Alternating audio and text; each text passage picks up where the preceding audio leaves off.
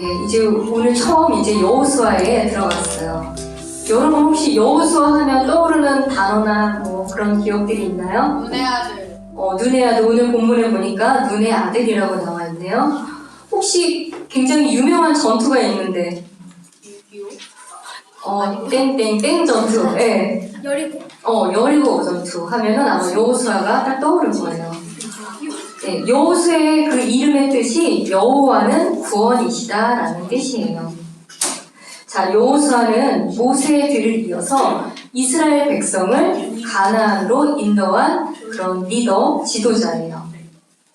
자, 여호수아에게는 사명이 있었는데 첫 번째는 가나안 땅을 정복하고 두 번째는 이 이스라엘 백성들이 이 땅에 잘 정착하기 위해서 이 12지파에게 땅을 잘 분배하는 그러한 소명을 가지고 있었어요.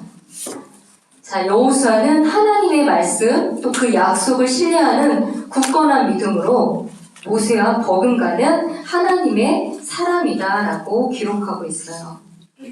자, 오늘의 제목은 뭘까요? 여호수아의 리더십. 네, 여호수아의 리더십이라는 제목으로 말씀을 나누려고 해요. 이 여호수아의 믿음의 모습을 세 가지 키워드, 핵심 단어로 한번 나누어서 알아보고 모세하고 비교해서 어떤 리더십을 가지고 이스라엘 백성을 이끌었는지 오늘 한번 나누어 보겠습니다. 자, 여호수아가 성경에 처음 등장한 것은 바로 이제 이스라엘 백성이 이집트를 탈출하고 나서 이제 아말렉 족속과 싸움을 한 르비딤 전투였어요. 여러분 혹시 들어본 적 있어요? 르비딤 전투. 네. 이 그림은 뭐냐면은 이제 모세가 여호수아에게 와서 이렇게 얘기를 했어요. 우리를 위해 사람을 택하고 나가서 아말렉과 싸우라 이렇게 명령을 했어요. 그래서 모세가 팔을 이렇게 들고 있으면 멀리서 여호수아가 봤을 때 이번 전쟁은 이스라엘 백성이 이기는구나 이렇게 알게 하고 모세가 팔을 내리고 있으면 이번 싸움은 우리 이스라엘 백성이 지는구나 이렇게 기억하라고 얘기를 해주었어요. 그런데 어때요? 싸움에 지친 모세가 너무 힘들어서 손을 내리고 있으니까 한쪽에는 그 다음에 한쪽에는 아론이 이렇게 팔을 들어주었을 때 어때요? 멀리서 여호수아가 보니까 두 팔을 들고 있잖아요. 그러니까 이번 전쟁에는 우리 이스라엘 백성이 승리하는구나 이렇게 힘을 얻어서 아말렉 족속을 칼로 찔러서 이렇게 전쟁에 승리하게 됐어요. 어떻게 들어본 적 있어요? 이렇게 전쟁에서? 들어본 적 있죠? 네. 그 후에 여호수아가 이제 등장하는 장면은 시내산에서 모세가 율법을 이렇게 받을 때 모세하고 동행을 했어요. 그러면 그 얘기는 뭘까요? 아주 모세가 여호수아를 신임한다는 그런 뜻이겠죠. 그리고 이제 세 번째 여호수아가 등장하는 거는 여러분도 되게 잘 알고 있는 내용인데 정탐꾼. 그죠?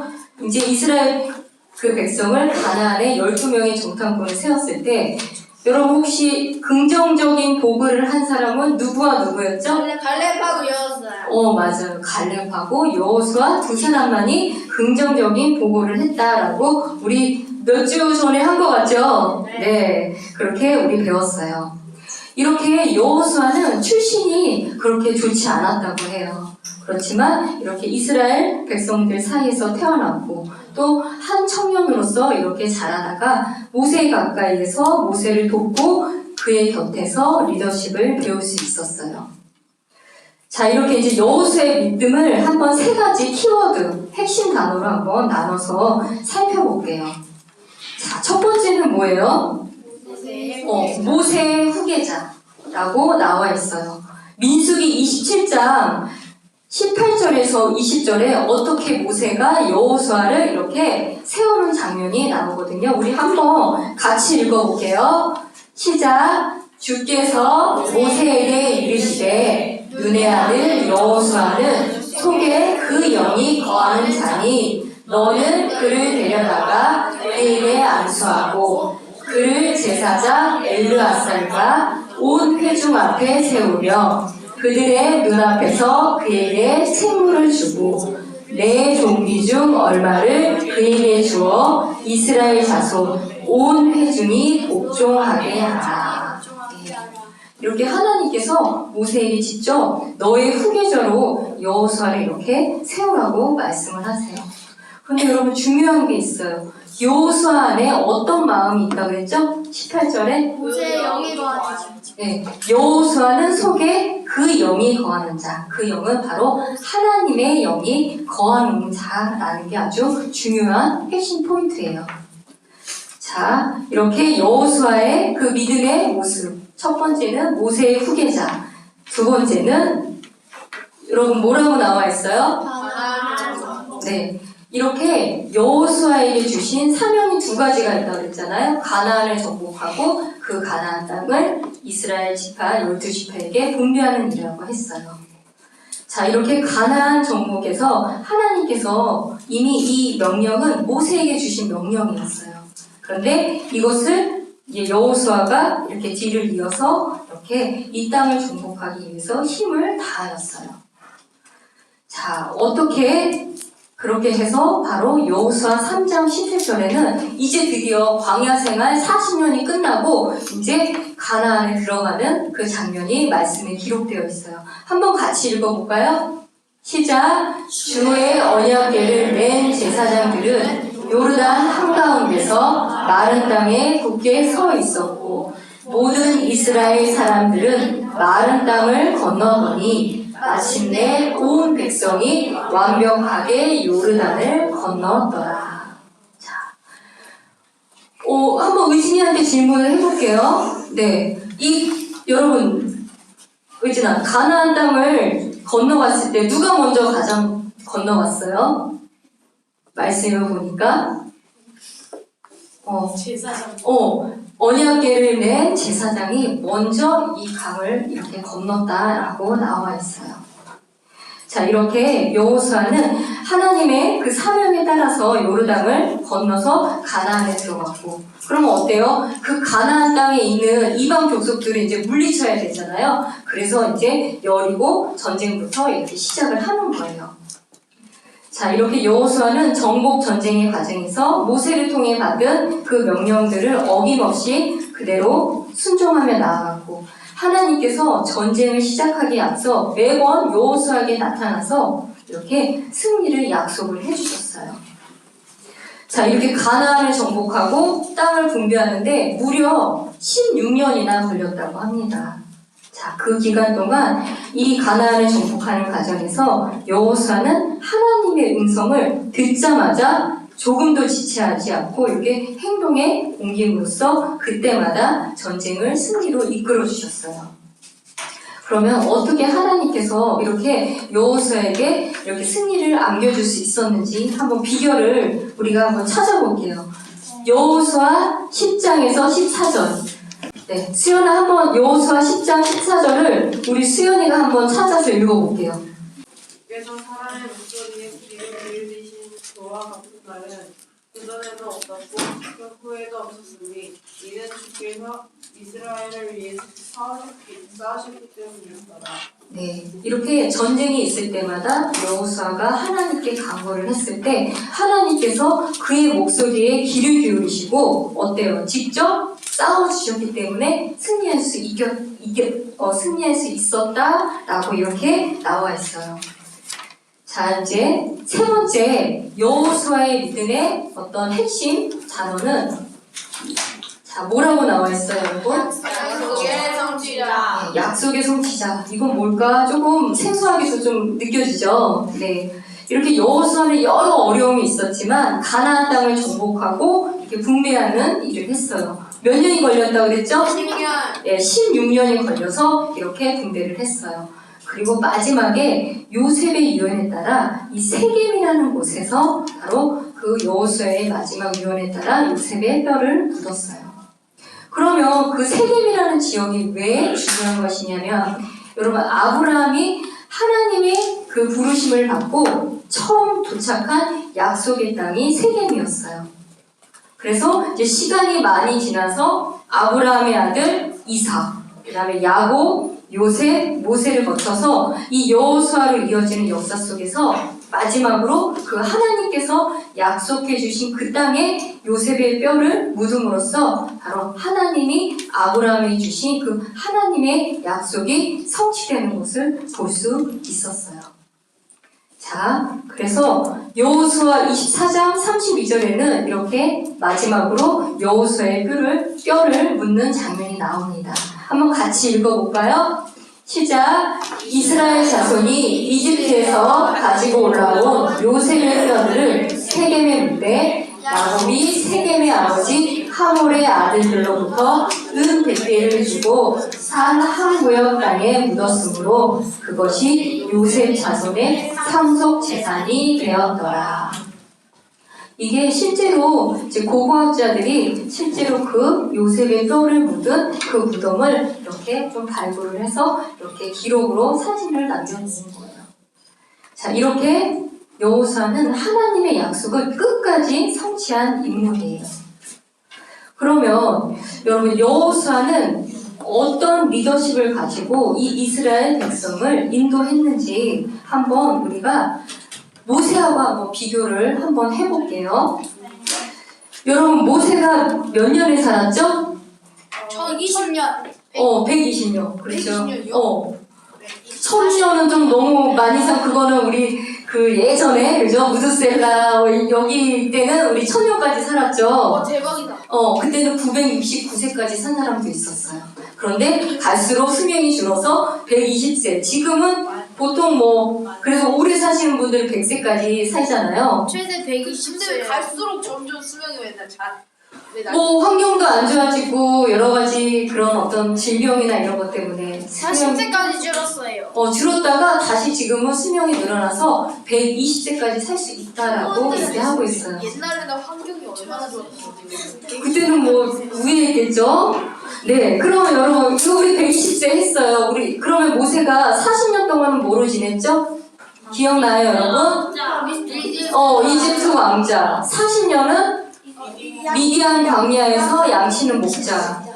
드디어 어때요? 80세가 됐을 때 하나님께서 모세를 떨기나무에서 부르시고서 어때요? 너희가 이스라엘 백성의 리더로 되어야 된다라고 부르심을 받았잖아요.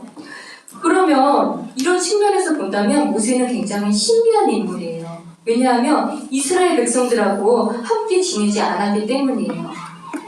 그래서 여러분 이렇게 함께하지 않는 갑자기 어떤 리더가 나타나서 이 이스라엘 백성을 데리고 이집트를 탈출하고 광야 생활을 하기 위해서는 어떻게 보면 아주 강한 리더십이 없으면 안 되었어요. 근데 그런 반면에 여러분 여호수아는 어때요? 이스라엘 백성 가운데서 태어나고 같이 자라왔기 때문에 어떻게 보면 약간 평범하기도 했어요. 그래서 이 민수기 11장 28절에는 어떻게 여호수아를 표현하냐면 청년들 중에 한 사람이라고 표현을 해요. 그러니까 아주 지극하게 평범한 사람이었고 여러 청년들 중에 그냥 한 사람이었던 거죠. 그런데 그렇기 때문에 모세는 어때요? 필요할 때 하나님께서 지팡이를 주셔서 기적을 보이는 그런 강한 능력의 모습이 필요했다면 여호수아는 그럴 필요가 없었어요. 그래서 한번 여러분 모세가 홍해를 가를 때 어떻게 됐죠? 막대기를 갖다 대니까 홍해가 갈라지면서 그런 기적을 보였잖아요. 그런데 우리 아까 여호수아 3장 17절에 읽었을 때 어땠죠? 누가 먼저 그 땅을 밟았죠?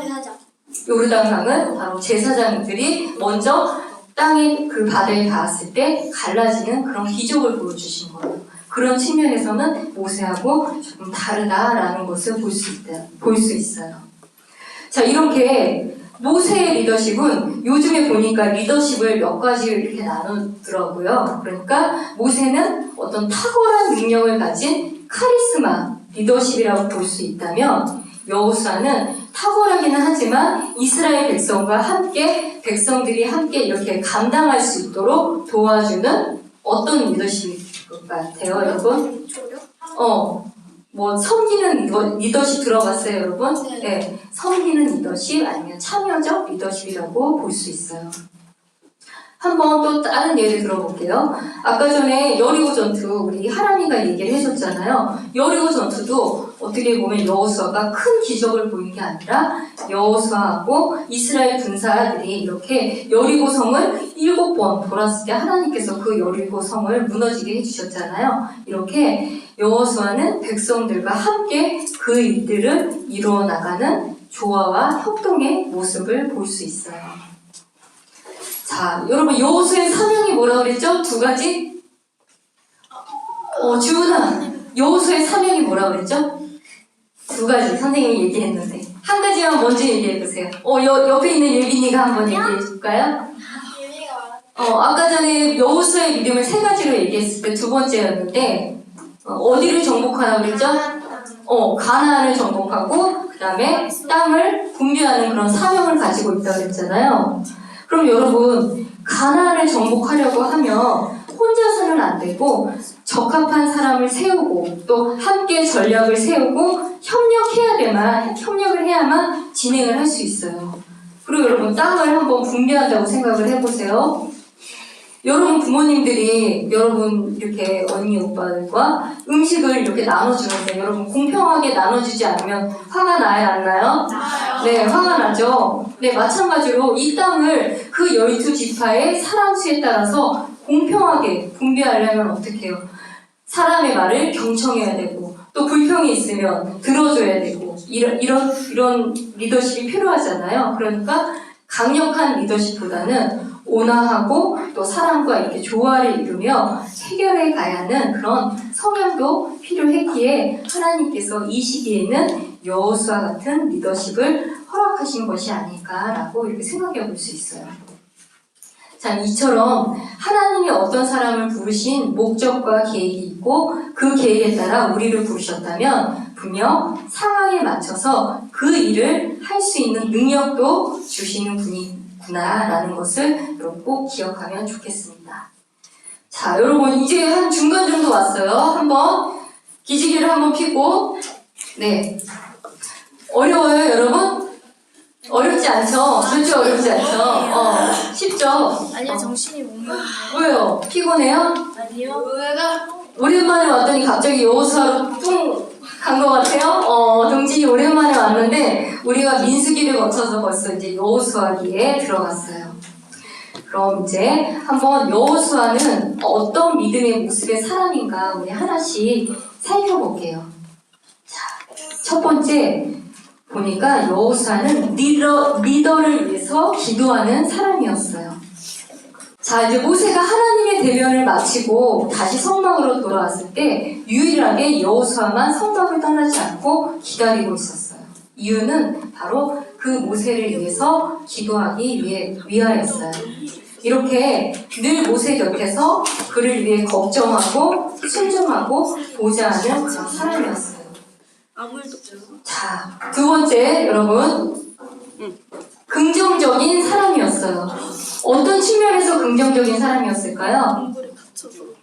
아까 전에 그 전투나 그런 게 있었을 때도 그 모세의 말을 이렇게 잘 따라주고 잘 따르는 사람. 맞아요. 그죠? 아까 르비딤 전투에서도 내가 두 팔을 올리면 이긴다. 그리고 나와서 싸우라고 했을 때 긍정적으로 나가서 싸웠잖아요.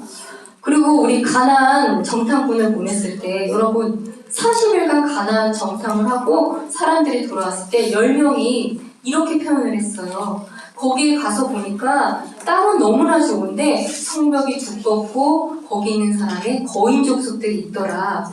우리가 봤을 때 우리는 어떻게 보인다고 했죠? 여러분 기억나요? 우리가 마치 메뚜기 같다라고 보였다고 이렇게 고백을 했어요. 그러면 여러분 여호수아 갈렙도 그 거인 족속들을 봤을 거 아니에요? 그렇죠? 그러면 그런 마음이 안 들었을까요? 들었을 거죠? 그런데 어떻게 얘기를 하냐면 우리가 당장 올라가서 그 땅을 소유하자. 우리가 능히 그것을 이기리라 라고 이렇게 얘기를 했어요. 여러분 어떻게 이런 말을 할 수 있을까요? 이렇게 3m나 되는 거인 족속을 보고 어떻게 우리가 이길 수 있다라고 그런 긍정적인 얘기를 할 수 있었을까요? 한번 다른 친구도 대답할 수 있는 한번 기회를 미나 말고, 화랑이 한번. 어떻게 이런 말을 할 수 있었을까요? 거인 족속을 보고, 여러분, 거인 족속을 보고, 우리가 이길 수 있습니다. 가서 우리 무찌릅시다. 이렇게 어떻게 얘기할 수 있었을까요? 긍정적인 사람이었으니까 긍정적인 사람이었어요. 그죠? 이유는 바로 하나님께서 우리와 함께 싸워주실 거다라는 그런 확실한 믿음이 있었기 때문에 이렇게 긍정적으로 얘기할 수 있었어요. 네. 하랑이 고마워요. 네. 자, 이렇게 여호수아는 모든 일을 또 적극적인 믿음으로 생각하는 사람이었어요.